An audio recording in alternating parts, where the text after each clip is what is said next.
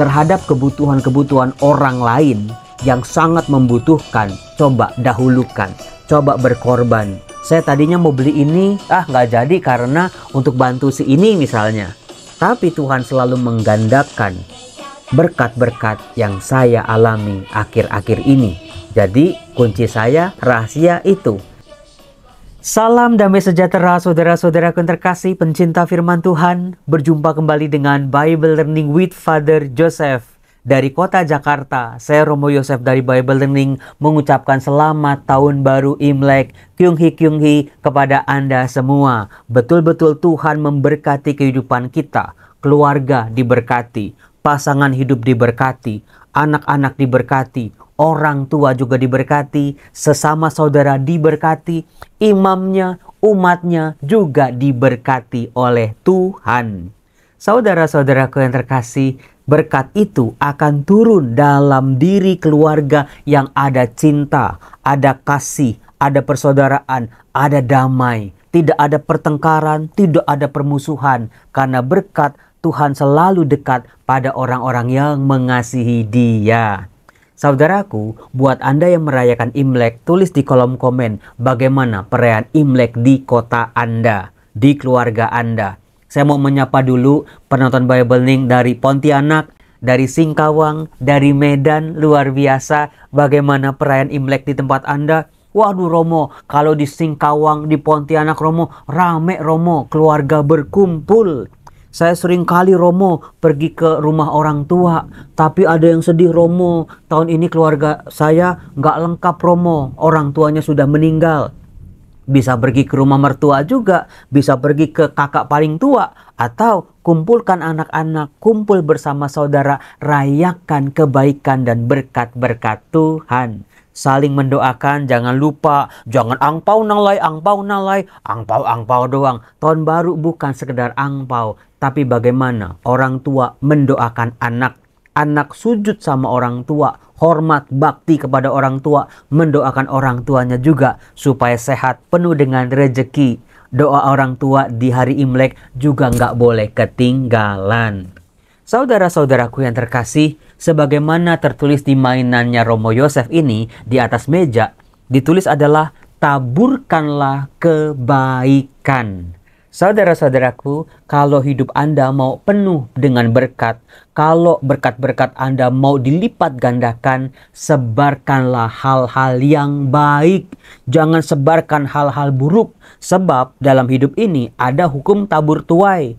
Apa yang kita tabur, itulah yang kita tuai. Maka, kalau kita menaburkan kebaikan di hati orang, terus menerus, meskipun orang itu nggak tahu terima kasih, meskipun kita dikecewakan, meskipun kita ditipu mungkin, meskipun kita merugi bahkan, tetaplah taburkan kebaikan. Kita percaya suatu saat nanti, entah besok, entah tahun depan, bahkan 100 tahun lagi sekalipun, kebaikan-kebaikan itu akan kembali kepada kita. Kalau kita udah keburu mati Romo, bisa jadi kepada anak-anak keturunan Anda yang merasakan taburan-taburan kebaikan dari orang tua, dari leluhurnya. Saudara-saudaraku yang terkasih, saya Romo Yosef mengalami betul-betul bagaimana kebaikan-kebaikan Tuhan. Karena sejak tahun lalu saya belajar untuk mendahului kepentingan orang lain dibandingkan kepentingan saya sendiri. Contoh beberapa saat yang lalu, saya itu kalau Natal gitu ya, kalau tahun baru, kalau Imlek sibuk beliin orang macam-macam ini dan itu, sampai saya itu nggak kepikiran untuk membeli barang buat diri saya sendiri. Itu yang saya praktekkan selama berbulan-bulan terakhir ini. Pokoknya kebahagiaan orang dulu, keperluan orang lain dulu. Saya coba penuhi, saya coba bantu mereka, saya coba menghibur mereka dengan berkat-berkat yang saya terima dari Tuhan. Pernah suatu ketika saya udah gembol-gembolan nih, belanja buat si ini, beliin barang buat si itu, pokoknya banyak lah. Saya sampai mikir, lah waktu pulang dari mall, saya kok nggak bawa apa-apa buat diri saya sendiri. Tapi di situ saudara-saudara, ternyata itu cara mainnya berkat Tuhan. Ketika kita punya hati buat orang lain butuh apa nih? Orang lain suka apa? Orang lain lagi mengharapkan apa? Coba dengan berkat-berkat kita, meskipun diri kita harus berkorban gitu ya, sampai kita lupa sama kepentingan diri kita sendiri, asal kita tulus, betul-betul, asal murni motivasinya. Jangan mengharapkan kembali, jangan mengharapkan saya kasih nih orang barang seperti ini, mudah-mudahan nanti saya akan didapat balasannya. Jangan mikirin itu dulu, fokuslah pada kebaikan, taburkan kebaikan. Apalagi Tuhan Yesus pernah mengatakan, kalau kamu mengundang makan orang, jangan mengundang orang-orang yang bisa membalas kebaikanmu. Undanglah mereka-mereka yang tidak bisa membalasnya. Di situ berkatmu akan besar di surga. Ternyata itu yang saya praktekkan saudara-saudara beberapa tahun terakhir ini. Ternyata meskipun saya nggak pernah beli, jarang sekali beli buat keperluan saya sendiri ya, apapun itu. Tapi ternyata ada aja yang kirim, ada aja yang kasih. Bahkan hal-hal yang tidak saya perlukan, Tuhan sediakan. Bayangin coba, kuncinya tulus. Coba terhadap kebutuhan-kebutuhan orang lain yang sangat membutuhkan, coba dahulukan, coba berkorban. Saya tadinya mau beli ini, nggak jadi karena untuk bantu si ini misalnya. Tapi Tuhan selalu menggandakan berkat-berkat yang saya alami akhir-akhir ini. Jadi kunci saya rahasia itu. Nah, pengalaman saya itu diperteguh oleh Injil Markus bab 4 ayat 1-20. Di mana Tuhan Yesus berbicara soal perumpamaan tentang penabur. Pasti Anda sudah sering mendengar perumpamaan tentang penabur ini. Seringkali Tuhan Yesus memberikan perumpamaan kepada orang banyak. Kita semua sudah tahu, saya sudah pernah nulis buku juga, Berhikmat dalam Perumpamaan. Kalau kita membaca perumpamaan, tidak bisa dibaca secara harafiah. Kita harus masuk ke dalam simbol-simbol, ke dalam lambang-lambang, bahasa-bahasa perumpamaan untuk bisa mengerti perumpamaan itu. Nah, dalam Markus bab 4 ayat 1-20, Tuhan Yesus selain memberikan perumpamaan, tapi Tuhan Yesus juga menjelaskan apa arti perumpamaan itu kepada para muridnya. Nah, itulah Markus bab 4 itu contoh luar biasa bagaimana memahami perumpamaan Tuhan Yesus. Ada yang diumpamakan, ada maksud yang tersembunyi di balik cerita-cerita perumpamaan. Nah, di perumpamaan bab 4, Markus bab 4 ini dikisahkan tentang perumpamaan seorang penabur yang menaburkan benihnya. Dikatakan, yuk kita baca bareng-bareng ya. Waktu itu konteksnya Tuhan Yesus mengajar orang banyak. Dikatakan, dengarlah. Nah, ini dia. Romo Yosef pernah bilang kalau rezeki-rezeki kita mau berlimpah-limpah, mau diberkati oleh Tuhan, kita mau jadi kepala, nggak mau jadi ekor, hutang-hutang kita lunas, kuncinya adalah dengarlah suara Tuhan. Pantesan di Injil ini Tuhan Yesus mengatakan dengarlah, siapa bertelinga hendaklah ia mendengar. Adalah seorang penabur keluar untuk menabur. Saudara-saudara, sebagai sebuah gambaran, kebun, ladang, orang-orang Israel di zaman Yesus itu letaknya di luar kota. Kota-kota itu seringkali hanya tempat pemukiman atau ada pasar di situ, tempat berkumpul di situ. Tapi kalau ladang adanya di luar tembok kota, maka dikatakan seorang penabur keluar untuk menabur. Pada waktu ia menabur, sebagian benih itu jatuh di pinggir jalan. Jadi dalam perjalanannya dari rumahnya, dari sebuah kota menuju ladang yang adanya di luar kota, benih itu tercecer, saudara-saudara. Apakah si penabur sengaja menaburkan benih di pinggir jalan? Pasti tidak. Benih-benih yang dia bawa pasti tujuannya adalah untuk ditaburkan di ladangnya. Tapi dalam perjalanan seringkali benih-benih ini tercecer. Saudara-saudara, kayaknya kok ya ini membaca hidup kita ini. Seringkali kebaikan-kebaikan Tuhan, berkat-berkat Tuhan, kesempatan-kesempatan berahmat yang datang dalam hidup kita tercecer. Suara Tuhan, firman Tuhan tercecer begitu saja tanpa kita sadari. Nggak mungkin si petani ini membuang-buang benihnya itu di pinggir jalan.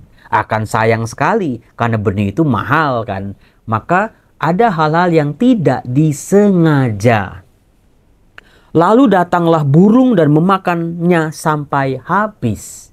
Ada makhluk-makhluk lain, ada hal-hal yang lain yang langsung memakan benih-benih itu, mengambil benih-benih itu, sampai-sampai tidak bisa lagi punya kesempatan buat tumbuh, langsung dimakan burung-burung. Dikatakan lagi, sebagian jatuh di tanah yang berbatu-batu. Apakah ini si petaninya ini orang yang ceroboh ya? Udah jatuh di jalan, udah jatuh sekarang di tanah yang berbatu-batu. Apakah dia membawa benih-benihnya dalam kantong plastik atau kantong yang bolong-bolong, atau di kain yang bolong-bolong, atau dia sambil berlari-lari, atau ada banyak hal yang membuat benih-benih itu jatuh. Kalau tadi jatuh di pinggir jalan, sekarang jatuh di tanah yang berbatu-batu. Saya yakin pasti si petani ini tidak bermaksud untuk membuang-buang benih itu di tanah yang berbatu-batu. Seorang petani pasti tahu benihnya pasti tidak akan tumbuh. Dikatakan tanah yang berbatu-batu itu yang tidak banyak tanahnya. Lalu benih itu pun segera tumbuh karena tanahnya tipis. Saudara-saudara terkasih, dari perumpamaan ini kita bisa belajar ternyata Tuhan Yesus tahu betul bagaimana dunia pertanian. Tuhan Yesus kan murid-muridnya para nelayan. Tuhan Yesus, Santo Yosef itu kan tukang kayu. Tetapi di sini ternyata Tuhan Yesus tahu persis dunia pertanian. Kalau tanahnya tipis, itu benih cenderung cepat bertumbuhnya. Dikatakan, tetapi sesudah matahari terbit, layulah ia dan menjadi kering karena tidak berakar. Jadi, akarnya itu cuma segitu-segitunya, langsung tumbuh bertunas, tapi ketika matahari terbit langsung menjadi layu. Sebagian lagi jatuh di tengah semak duri. Betul-betul ini penaburnya apakah ceroboh ya? Atau tidak sengaja, atau dia menabur-nabur secara sembarangan saja? Di mana dia mau menabur? Ini sebuah pertanyaan buat kita. Jatuhnya benih di tanah-tanah yang di pinggir jalan, berbatu-batu, penuh semak duri, disengaja atau tidak disengaja? Lalu makin besarlah semak itu dan menghimpitnya sampai mati, sehingga benih itu tidak berbuah. Artinya benih ini berakar bersama-sama semak duri. Benih ini bertunas bersama-sama semak duri. Benih ini bercabang, berbunga bahkan bersama semak duri. Tetapi karena dihimpit oleh semak duri tidak sampai berbuah.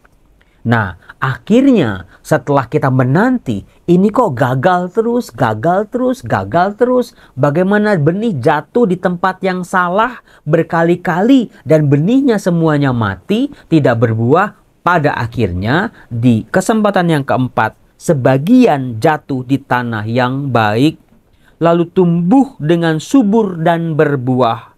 Hasilnya ada yang 30 kali lipat, ada yang 60 kali lipat, ada yang 100 kali lipat.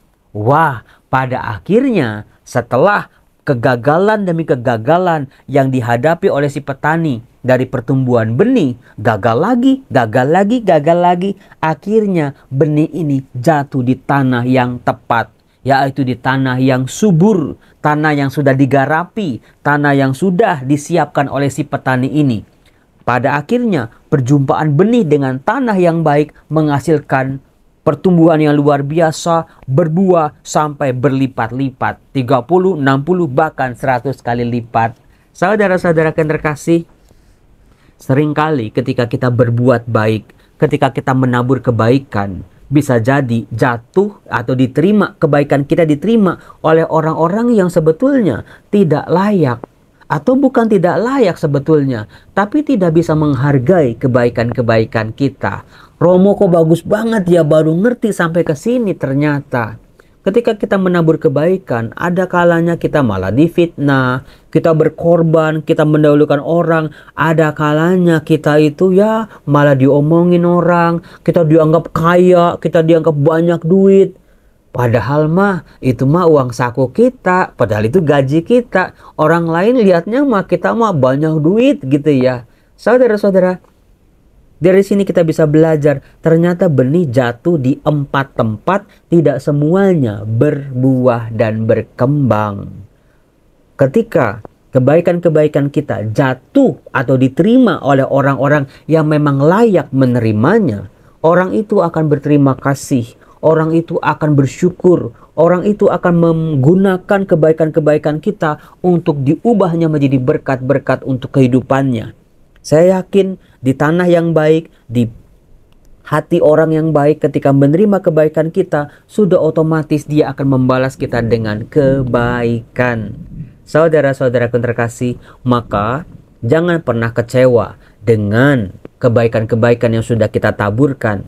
Si petani ini contohnya, dia tidak pernah gagal, dia tidak pernah mundur. Meskipun 3 kali benih-benih yang jatuh ini selalu gagal, tetapi ketika jatuh di tanah yang baik, di momen yang baik, di waktu yang baik, di tempat yang baik, di kesempatan yang baik, akhirnya benih ini berjumpa dengan tanah yang cocok, tanah yang subur, sehingga menghasilkan buah yang berkelimpahan.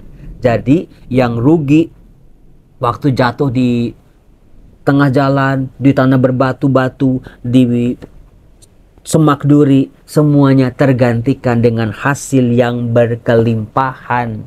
Jadi ketika kita membagi kebaikan kepada orang, enggak diterima, ngomongin jahat, di macem-macemin sama orang, ya udah, toh kita yakin kalau kebaikan kita jatuh di pribadi yang tepat, pasti semuanya akan digantikan oleh Tuhan. Saudara-saudara, Tuhan Yesus berkata, siapa mempunyai telinga untuk mendengar, hendaklah ia mendengar. Benih yang jatuh di tanah yang baik dijelaskan oleh Tuhan Yesus adalah orang yang mendengar dan menyambut sabda itu lalu berbuah. Ada yang 30 kali lipat, 60 kali lipat, ada yang 100 kali lipat. Saudara-saudara, percayalah, dunia ini adil. Tuhan itu adil sebetulnya. Kita mungkin sebaik-baiknya kita, pasti ada yang gak suka kok, beneran. Tapi kita percaya kalau kita melakukan kebaikan, berbagi kebaikan dengan segala cinta, pengorbanan, bahkan air mata dan usaha kerja keras dan keringat kita, pada suatu ketika berkat-berkat kita itu akan kembali di saat-saat yang tidak kita duga, melalui pribadi-pribadi yang tidak pernah kita tebak, tidak pernah kita perhitungkan, di kesempatan-kesempatan yang tidak pernah kita bayangkan sebelumnya. Itulah yang dirasakan oleh seorang Romo Yosef. Makanya saya akan tetap terus berjuang menjadi pribadi yang menaburkan sabda, dari menaburkan sabda juga menjadi nyata, menaburkan kebaikan di hati banyak orang, sehingga berkat-berkat pun akan datang dengan sendirinya. Saudara-saudara terkasih, semoga di tahun baru Imlek ini berkat kita dilipat gandakan oleh Tuhan.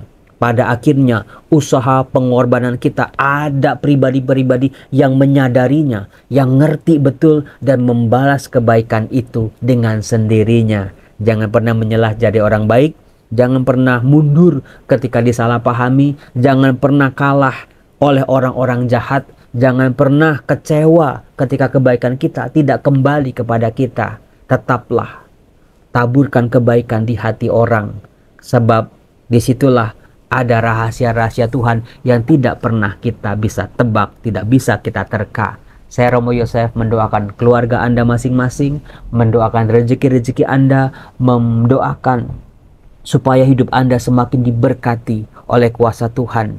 Berkat yang sudah kita taburkan suatu ketika akan kembali kepada kita, dan disitulah kita akan mensyukurinya. Salam damai sejahtera, Tuhan Yesus memberkati kita semua. Bye-bye.